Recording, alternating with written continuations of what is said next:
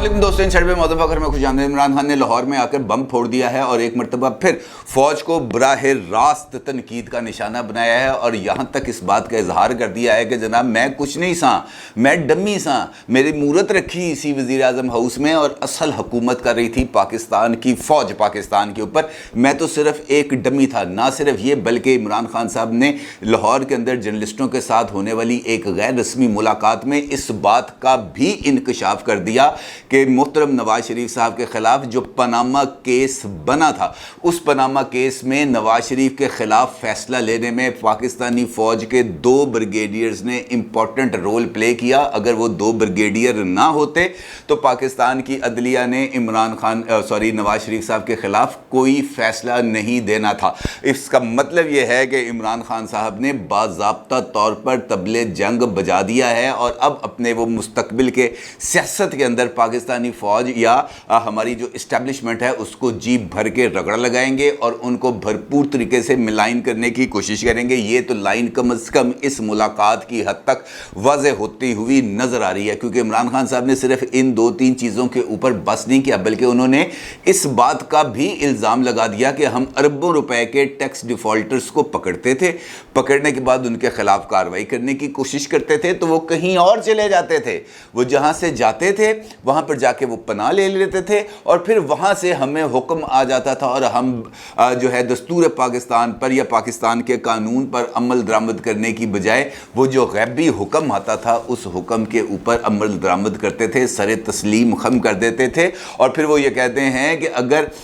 जो है मेरे पास जितना इख्तियार मुझे दिया गया था या जितना इख्तियार उनके पास मौजूद है यानी इस्टेब्लिशमेंट के पास, उससे आधा इख्तियार भी मेरे पास होता तो मैं शेर शाह सूरी को भी मात दे देता। अब ये शेर शाह सूरी अचानक उनको कहाँ से याद आ गया, ये मेरी समझ से बाहर है। अलबत्ता इमरान खान साहब की आज होने वाली और ख़ास तौर पर लाहौर में होने वाली मुलाकातों ने और रस्मी मुलाकातें, गैर रस्मी मुलाकातें, ऑफ द रिकॉर्ड गुफ्तगू ने इस बात को वाज़े तौर पर सामने रख दिया है कि इमरान खान साहब अब मौजूदा हुकूमत को बराह रास्त शायद तनकीद का निशाना उस तरह ना बनाए जिस तरीके से वो पाकिस्तान की इस्टेब्लिशमेंट को बनाएंगे। इमरान खान साहब ने लाहौर में जर्नलिस्टों के साथ होने वाली इस गुफ्तगू में और क्या क्या कहा और इस गुफ्तगू की एक तस्वीर यानी इस मुलाकात की एक तस्वीर सोशल मीडिया पर बहुत ज़्यादा वायरल है और वो तस्वीर देख के मेरी तो हंसी छूट गई थी लेकिन जब वो तस्वीर आप देखेंगे तो फिर आपको भी अंदाज़ा होगा कि इमरान खान साहब ने किन से मुलाकात की है, कितने हकीकी जर्नलिस्टों के साथ मुलाकात की है। इस सारी सूरत हाल पर आपके साथ बात करूंगा, लेकिन उससे पहले एक और ख़बर है जो आपके साथ शेयर करना बहुत ज़्यादा ज़रूरी है। ऑल्दो ये वाली खबर भी बहुत ज़्यादा इंपॉर्टेंट है लेकिन वो वाली खबर भी बहुत ज़्यादा इंपॉर्टेंट है क्योंकि हुकूमत की तरफ से एक पेशरफ्त हुई है। हुआ ये है कि कल एक मुलाकात हुई है इस्लामाबाद में अटर्नी जनरल जनाब अशतर औसाफ अली खान साहब, वज़ीर कानून आज़म नज़ीर तारड़ साहब और chief justice of Pakistan mister justice Umar अताब Bandial साहब के दरमियान। और सुप्रीम कोर्ट ऑफ पाकिस्तान में जो जजेज़ की अपॉइंटमेंट का मामला मार्ज़ इल्तवा में है, चूँकि लास्ट जो मीटिंग हुई थी जुडिशल कमीशन की, उस मुलाकात उस मीटिंग के अंदर हतमी फ़ैसला नहीं हो पाया था जजेज़ अपॉइंटमेंट के हवाले से क्योंकि मुख्तलिफ जज साहिबान जो उस कमीशन के रुकन थे, इसी तरीके से वज़ीर कानून और अटर्नी जनरल, इन सब लोगों ने कुछ अपॉइंटमेंट्स के ऊपर एतराज़ात किए थे जिस पर यह इजलास बगैर किसी नतीजे पर पहुंचे हुए ख़त्म हो गया था। जबकि दूसरी तरफ से ये बात कही जा रही थी कि जनाब जो नाम पेश किए गए वो मुस्तरद कर दिए गए। अलबत्ता उसके बाद ये एक डेडलॉक जारी था और फिर मुख्तलिफ जज साहिबान जिसमें जस्टिस काजी फ़ाइज़ ईसा साहब भी शामिल हैं, वो बार बार इस बात का इजहार करते रहे कि जनाब इन जजेस की अपॉइंटमेंट होनी चाहिए क्योंकि इसकी वजह से सुप्रीम कोर्ट अपनी मुकर्ररा तादाद से कम तादाद के ऊपर काम कर रहा है और लोगों को जो इंसाफ की फराहमी का अमल है वो तातुल का शिकार है। दिलचस्प बात यह है कि कल इस होने वाली मीटिंग जो 3 घंटे तक जारी रही, इस मुलाकात के लिए chief justice of Pakistan mister justice Umar अताब Bandial साहब ने किसी केस की समाअत नहीं की और वो वहाँ पर बैठकर इन्हीं अमूर के ऊपर ज़ेर बहस जो है वो आते रहे। और सीनियर जर्नलिस्ट मतीउल्लाह जान साहब ने इसके हवाले से एक वीलॉग भी किया है जिसके अंदर उन्होंने نے یہ سارے معاملے کے اوپر اپنی منظر کشی بھی کی ہے اور اپنی انفارمیشن سے لوگوں کو آگاہ بھی کیا ہے۔ اسی ویلاگ کے اندر مطیع اللہ جان صاحب نے اس بات کی طرف اشارہ دیا کہ یہ جو ملاقات ہوئی ہے اس میں کچھ آئس بریک کی گئی ہے اور ججز کی اپوائنٹمنٹ کو یقینی بنانے کے لیے کوئی فارمولہ بھی طے کیا گیا ہے، اور اس میں سب سے امپورٹنٹ پیش رفت یہ ہوئی ہے کہ chief justice of Pakistan mister justice Umar Ata Bandial صاحب chief justice Islamabad high court mister justice Athar Minallah کو سپریم کورٹ میں اپوائنٹ کرنے کے لیے تیار ہو گئے ہیں، اور یہ اپنے اندر ہی ایک بہت بڑی ڈیولپمنٹ ہے، کیونکہ جو اس وقت مختلف حکومتی حلقے اس بات کے اوپر اظہار تشویش کرتے رہتے ہیں کہ جناب جو بھی معاملہ ہوتا ہے وہ اسلام آباد ہائی کورٹ میں جاتا ہے، اور اسلام آباد ہائی کورٹ ریلیف فوری طور پر پرووائڈ کر دیتا ہے، اور خاص طور پر یہ جو تحریک انصاف کے جو معاملات ہیں اس کے اوپر تو فوری طور پر ریلیف فراہم کر دیا جاتا ہے۔ لہٰذا عمران خان کے لیے ریلیف کا ایک دروازہ بند کرنے کے لیے حکومت نے یہ والی جو حکمت عملی ہے وہ اپنائی ہے، تاکہ عمران خان صاحب کو جو ایک انسٹنٹ ریلیف مل جاتا تھا پیش ہوتے ہوئے یا پیش ہوئے بغیر، وہ دروازہ ذرا بند کر دیا جائے اور جو معاملات ہیں وہ ذرا توازن کے ساتھ چلائے جا سکے۔ اور اگر یہ دیکھا جائے تو یہ ایک ذرا امپورٹنٹ قسم کی پیش رفت ہے، کیونکہ آج ہی عمران خان صاحب کو اسلام آباد ہائی کورٹ سے ریلیف ملا، بلکہ اس حد تک ریلیف ان کو یقینی بنا کے دیا گیا کہ وہ بنی گالہ سے نکلیں گے اور اسلام آباد ہائی کورٹ تک پہنچنے کے درمیان جو راستہ ہے، جو فاصلہ ہے، اس دوران بھی عمران خان صاحب کو گرفتار نہیں کیا جائے گا جب تک یہ یقین دہانی عمران خان صاحب کو نہیں کرائی گئی عمران خان صاحب بنی گالہ سے نہیں نکلے۔ آلدو اس سے پہلے اسلام آباد ہائی کورٹ نے یہ کہا تھا کہ 3:30 بجے تک عمران خان کو لے آئیں، لیکن عمران خان صاحب کے جو وکیل تھے انہوں نے فاضل عدالت عالیہ سے اس بات کی درخواست کی کہ عمران خان تو آدھے گھنٹے کے نوٹس میں آ جائے گا، کرنا صرف یہ ہے کہ آپ نے اس بات کی ڈائریکشن دینی ہے اسلام آباد پولیس کو اور وزارت داخلہ کو کہ وہ بنی گالہ سے لے کر اسلام آباد ہائی کورٹ تک کا جو پیسج ہے اس کو سیف کر دے، اور اس بات کی یقین دہانی کرا دی جائے یا عدالت اس بات کا آرڈر کر دے کہ عمران خان کو راستے میں گرفتار نہیں کیا جائے گا، اور اس کے بعد عمران خان صاحب کو یہ یقین دہانی کرائی گئی کہ جناب آپ کو گرفتار نہیں کیا جائے گا، اور پھر عمران خان صاحب وہاں سے نکلے اور سیدھا اسلام آباد ہائی کورٹ آئے اور وہاں سے ان کو یہ والا ریلیف پرووائڈ کر دیا گیا، اور اس کے بعد عمران خان صاحب آ جاتے ہیں لاہور۔ لاہور میں آنے کے بعد 2 امپورٹنٹ کام انہوں نے کیے۔ سب سے پہلے ایک تو انہوں نے ملاقات کی میاں اسلم اقبال صاحب سے، جو اس وقت سینئر وزیر ہیں پنجاب کے، اور اس وقت فرنٹ رنرز میں ان کا شمار کیا جاتا تھا وزارت داخلہ کے لیے، اور میں نے پچھلی ویڈیو میں آپ کو بتایا تھا کہ ان کو بہت زیادہ چڑھا ہوا تھا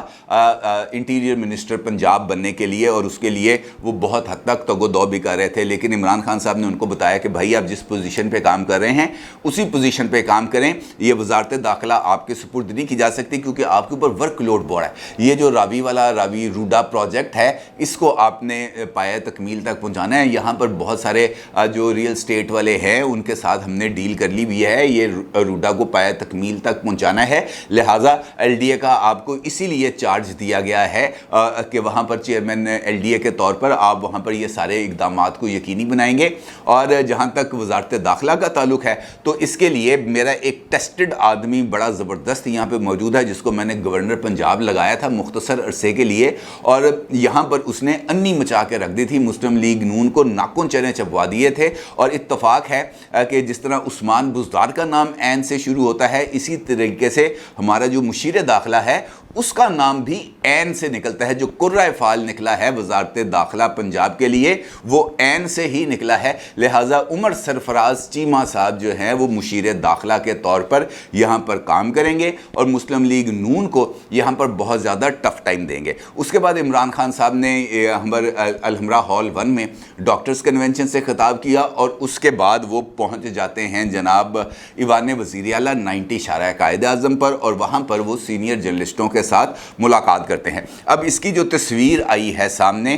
وہ اگر میں اس کونے سے شروع کروں تو یہاں پہ بیٹھے ہوئے ہیں حبیب اکرم صاحب، ان کے ساتھ بیٹھے ہوئے ہیں جناب चौधरी खादम हुसैन साहब उनके साथ बैठे हुए हैं, क्या नाम है उनका,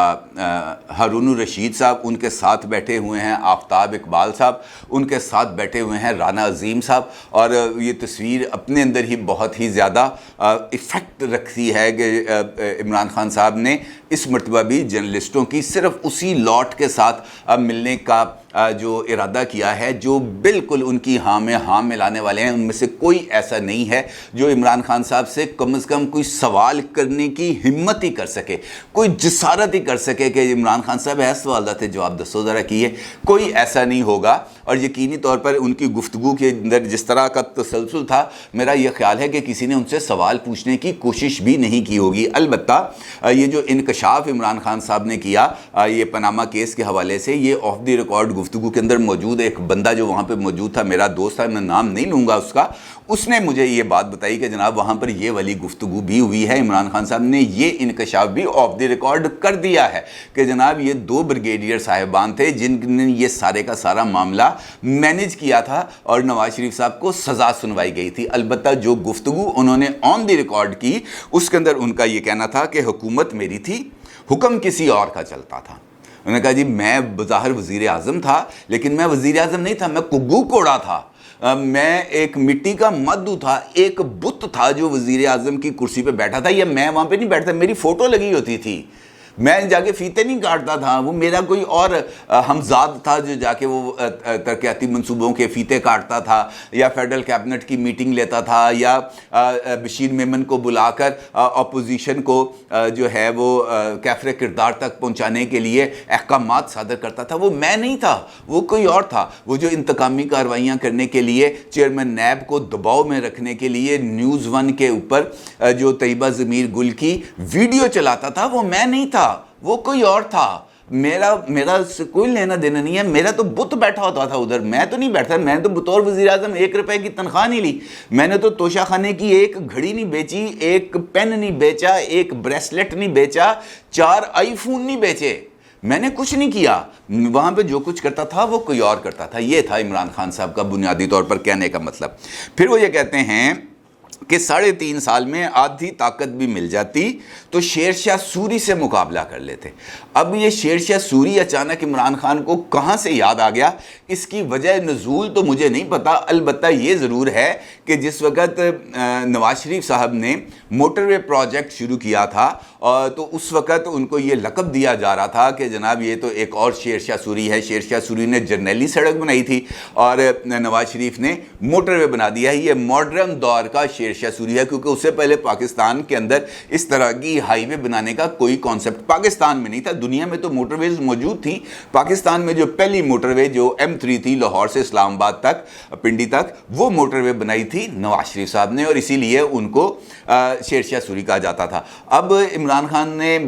नवाज शरीफ से मुकाबला के लिए यानी पाकिस्तानी शेरशाह सूरी से अपने आप को उसका कंपैरिजन किया है या अफ़गान शेरशाह सूरी से, इसके बारे में नहीं पता। अलबत्ता उन्होंने आज एक मरतबा फिर शेरशाह सूरी जो पहली मरतबा शेरशाह सूरी को उन्होंने अपने साथ खींच लिया है। फिर वो ये कहते हैं कि हम अरबों रुपए के टैक्स डिफ़ाल्टर पकड़ते,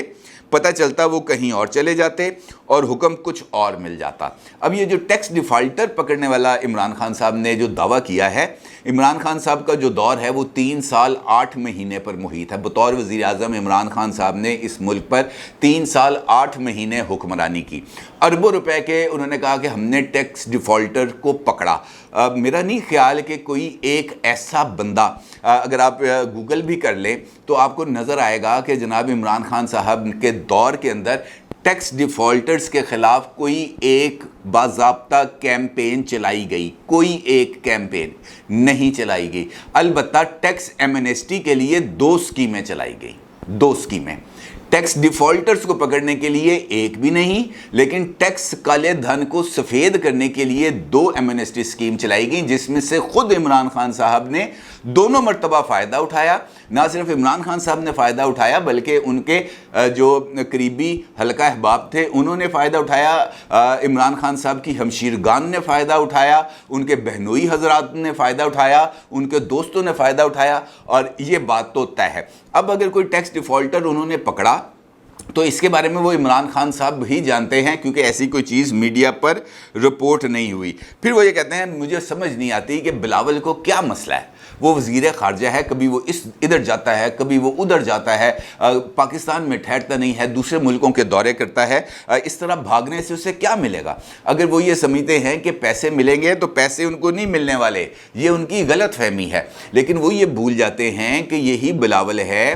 جس کے انہی دوروں کی وجہ سے چین نے پاکستان کے لیے 1.2 ارب ڈالر کا جو قرض تھا اس کو ایکسٹینڈ کیا، وہ واپس دیا اور اپنی شرح سود کے اندر 1% کی کمی کی۔ یہ وہی بلاول ہے جو مختلف ممالک کے دورے کر کے پاکستان کے حوالے سے جو غلط فہمیاں عمران خان صاحب کے ٹینیور میں پیدا کی گئی تھیں ان کو نہ صرف دور کر رہا ہے بلکہ نئی ورکنگ ریلیشن شپس کو ڈیولپ کر رہا ہے۔ بھائی اگر خارجہ پالیسی میں وزیر خارجہ نے لاڑکانہ رہنا ہے یا ملتان رہنا ہے تو پھر وزیر خارجہ بنانے کا کیا تک ہے؟ اس کا تو کام ہی خارجہ تعلقات سے ہے، اس کا تو کام ہی پاکستان کے موقف کو آگے بڑھانا ہے۔ اگر بلاول صاحب کا یہ معاملہ نہ ہوتا تو مسئلہ کشمیر کے اوپر جو مودی صاحب نے چند دن پہلے دعویٰ کیا تھا، وہ جرمنی میں جا کر اپنی جرمنی ہم منصب کے ساتھ کھڑے ہوتے ہوئے پریس کانفرنس کرتے ہوئے اب جو انڈیا کے ساتھ الائن تھی جرمنی، وہاں سے کشمیریوں کے حق کے اندر آواز نہ بلند کراتے۔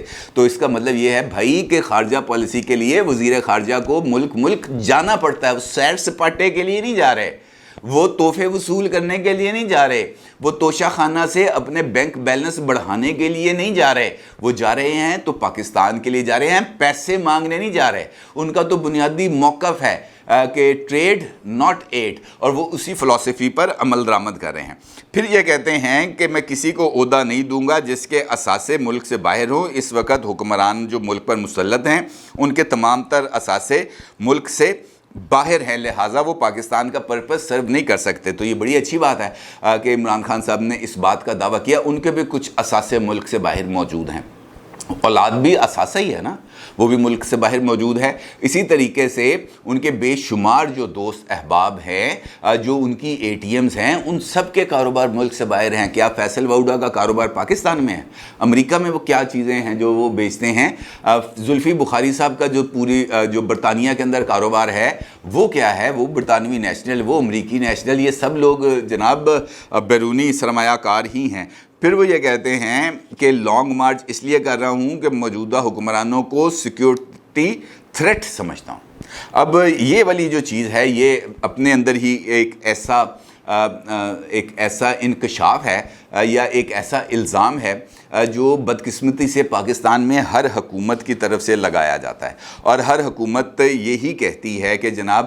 میرے جو مخالف ہیں وہ ایک سیکیورٹی تھریٹ ہے۔ اصولی طور پر ایسا نہیں ہونا چاہیے۔ میرا خیال ہے کہ یہ غداری کے سرٹیفکیٹس بانٹنے کی جو روش ہے اس کو ختم ہونا چاہیے۔ تمام جو پولیٹیشینز ہیں، غلطیاں ہر ایک انسان سے ہوتی ہیں، کوتاہیاں ہر ایک انسان سے ہوتی ہیں، لیکن کسی کو غدار کہہ دینا، چاہے موجودہ حکومت عمران خان کو کہے یا عمران خان موجودہ حکومت کو کہے، دونوں رویے بہت ہی زیادہ غلط ہیں۔ پھر وہ یہ کہتے ہیں کہ شہباز شریف کا 16 ارب کا سیدھا سادہ کیس تھا، اس میں کوئی دو رائے نہیں تھے، جو ہینڈلرز تھے ان کو سب پتہ تھا۔